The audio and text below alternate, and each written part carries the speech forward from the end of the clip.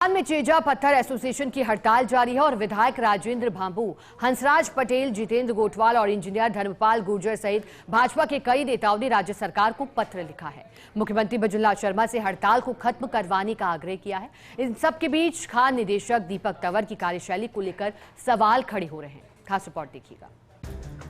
प्रदेश का खान विभाग बिना निरीक्षण लीज होल्डर पर करोड़ों रुपए की पेनल्टी लगा रहा है, तो इस मनमानी के विरोध में क्रैशर संचालक हड़ताल पर है। वहीं खान विभाग के निदेशक दीपक तंवर के खिलाफ भी भ्रष्टाचार की शिकायतें सरकार तक भिजवाई गई हैं। दरअसल 2000 से ज्यादा इकाइयों को उत्पादन बंद होने से अब गिट्टी और एम सैंड को लेकर किल्लत बनी हुई है। आइए सबसे पहले आपको बताते हैं कि पेनल्टी लगाने का अधिकार किसे है और उसकी प्रोसीजर आखिर क्या है। राजस्थान अप्रधान खनिज रियायत नियम MMCR अनुसार पेनल्टी का प्रावधान अधिकार क्षेत्र mining engineer, assistant mining engineer या विजिलेंस टीम। ये अधिकारी मौके पर जाकर ही तय मापदंड अनुसार प्रक्रिया अपनाते हैं। मापदंड अनुसार ही अवैध खनन का आकलन कर पेनल्टी तय करते हैं। यहाँ विभाग निदेशक दीपक तंवर पर लगे गंभीर आरोप, नियम कायदों को ताक पर रखकर प्रक्रिया को नहीं अपनाया। दीपक तंवर पर प्रक्रिया में खुली मनमानी का लगा आरोप। अब मनमानी के खिलाफ कई विधायक और भाजपा नेता भी आए। डिजिटल रिकॉर्ड के नाम पर बेवजह इकाइयों के खनन, पट्टाधारियों को किया जा रहा परेशान। संगठन का आरोप है कि जिन खनिज की रॉयल्टी जमा कराई जा चुकी है, उन्हें भी अवैध माना जा रहा है। दरअसल दीपक तंवर को इस साल फरवरी में डायरेक्टर बनाया गया।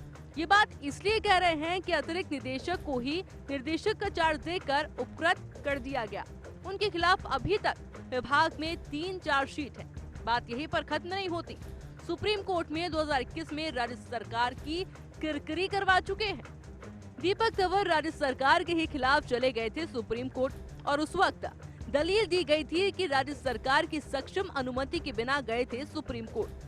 उस वक्त सुप्रीम कोर्ट ने यह कहकर फटकार लगाई थी कि आपके पास क्या अधिकार है, क्या राज्य सरकार से आपने सक्षम अनुमति लिया नहीं।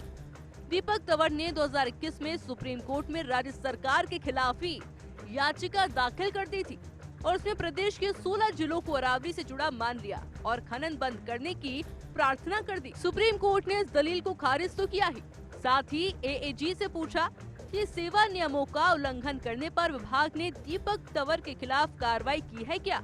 Rajasthan small mines lease holder association ने राज्य सरकार को पत्र लिखकर ऐसे मामलों में न्याय की मांग की। पंचायत चुनाव पास में है। 18,000 खनन पट्टे और 2,200 क्रशर इकाइयां विभिन्न क्षेत्रों में काम कर रही हैं, जिससे जुड़े हुए ट्रांसपोर्टर, बिल्डर, सप्लायर और सरकार में भी काम करने वाले ठेकेदार परेशान हैं। दूसरी तरफ इन क्षेत्रों में काम करने वाले मजदूरों की भी रोजी रोटी पर संकट खड़ा हो गया है। 4 अगस्त 2024 को निदेशक द्वारा एक फरमान भी जारी कर दिया गया, जिसमें खनन पट्टाधारियों को 70 से 80% खनन कार्य अवैध बताया गया और अधिकारियों पर कार्रवाई का दबाव बनाया गया था। और यही हड़ताल का एक बड़ा कारण भी बना। सभी खनन पट्टा धारक भयभीत हैं। इस मामले में 25 जुलाई 2024 में तत्कालीन खनन निदेशक भगवती प्रसाद कलाल ने दीपक तंवर से जवाब मांगा था और 3 दिन में जवाब पेश करने के लिए कहा था। भगवती प्रसाद कलाल ने जवाब मांगा था कि अनुमति के बिना उदयपुर की ओर से प्रेस नोट जारी क्यों किया गया। नियम अनुसार अधिकृत नहीं होने पर भी प्रेस नोट क्यों जारी किया गया।